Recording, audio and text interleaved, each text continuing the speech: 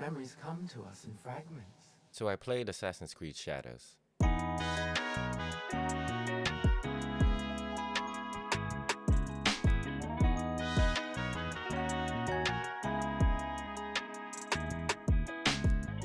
So first we're going to talk about how the game looks, right? You got your skin textures, your facial expressions, clothing textures, foliage, you know, all them thing there. It all seems to be pretty smooth. I think the most notable thing that I see is the facial expressions. They're either really good or like old Jackie Chan dub. Dependent on, I feel like the language that you pick, because I chose to play it in immersive mode, so it makes everyone speak Japanese and Portuguese or whatever. It doesn't sync up completely perfectly, but also it's not constantly happening. Maybe for the best lip sync, choosing English might be the smoother experience. I am impressed when I notice moisture on characters' faces. I'm looking at this and thinking, man, their faces are actually glistening. Like these men are really sweating. But yeah, really though, the graphics for moisture is like on 100. Even in this scene here, look at the blood that comes off her face. Bro, look at that. Look at the blood. No, but seriously, look at it. One thing I have noticed is that when cutscenes come up, my frames drop to 30 FPS. Like what the hell is this? Why the hell is this happening? It should be hitting like 100 frames, at the very minimum like 60. At some point I thought my computer was gonna blow up.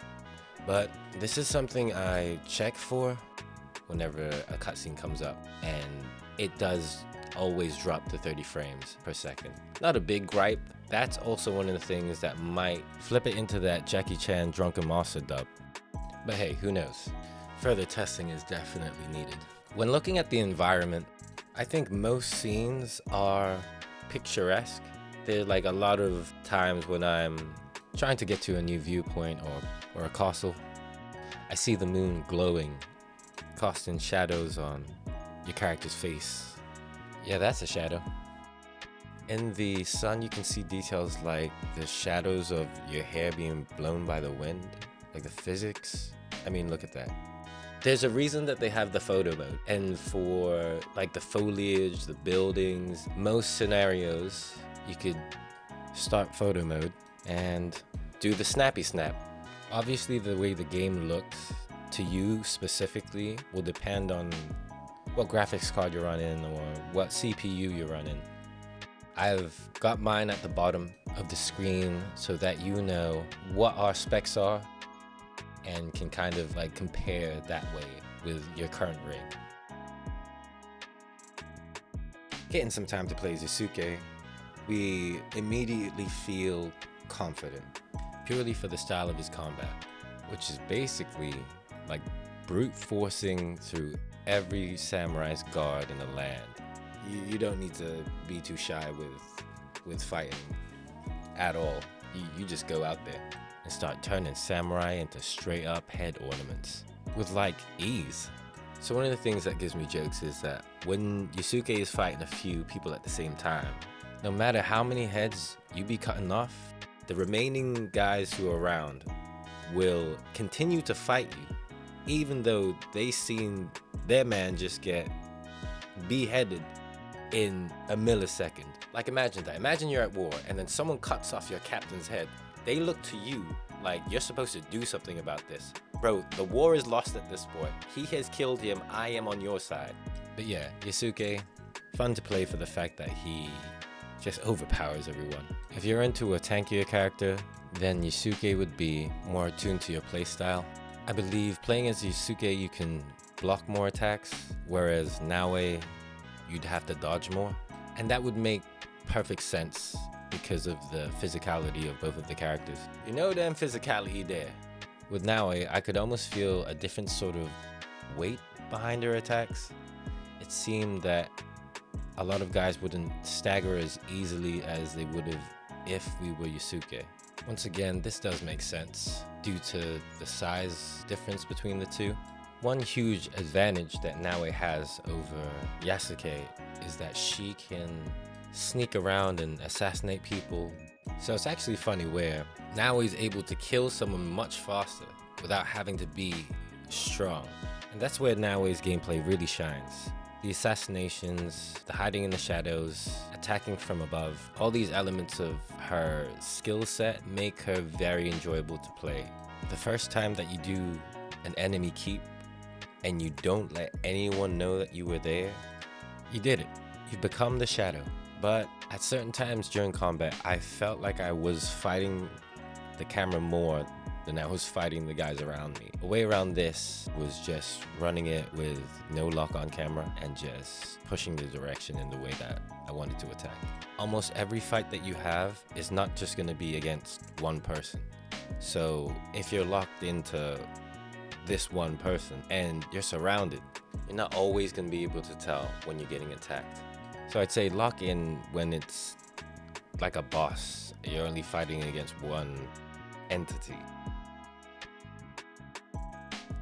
For the story, I mean, some intense stuff goes on right from the bat. I won't tell you what it is, but it's intense.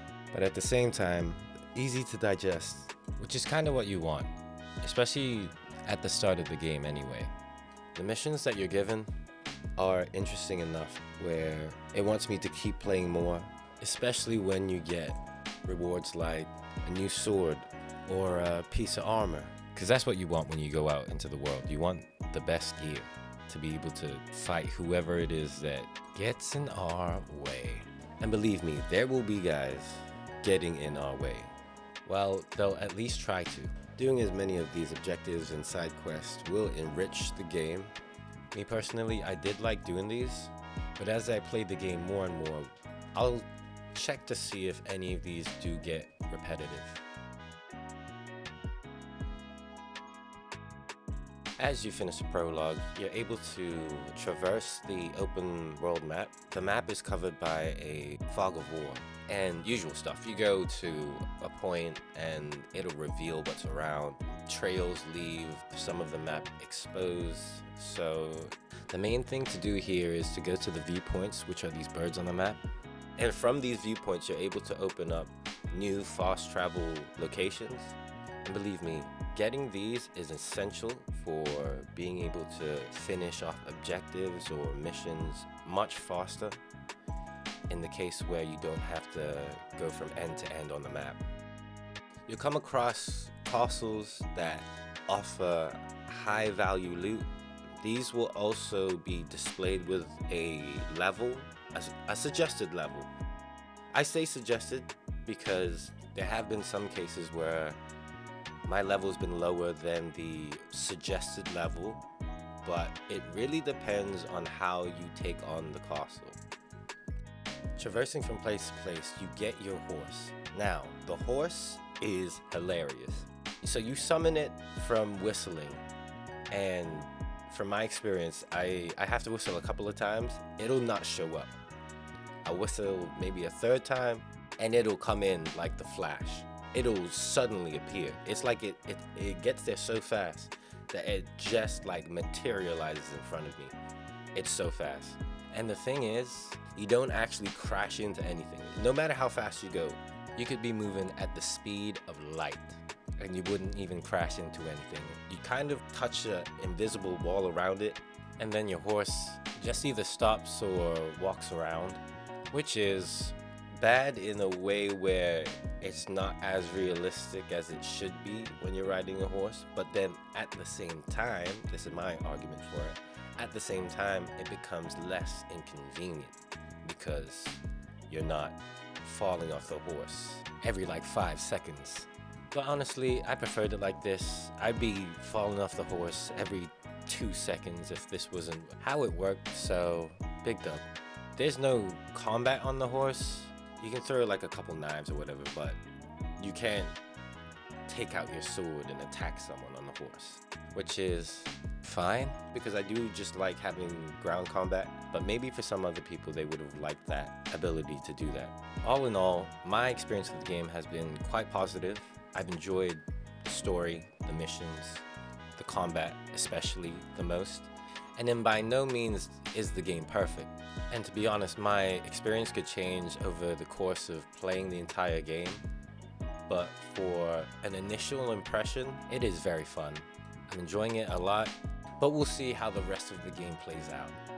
For my personal rating for the game, for initial impressions, I'd say it's a 2-piece chicken joy with the spaghetti and the gravy on the side with the drink out of 10. I'd say that's pretty fair. It's not the best chicken that we've had, but it's pretty damn good. And don't hesitate, bro. Hit that like and subscribe button. Come on, do it. It's just right there, looking at you. This has been FilipinoGambino, smoking on that tree, bro. And I've just previewed this.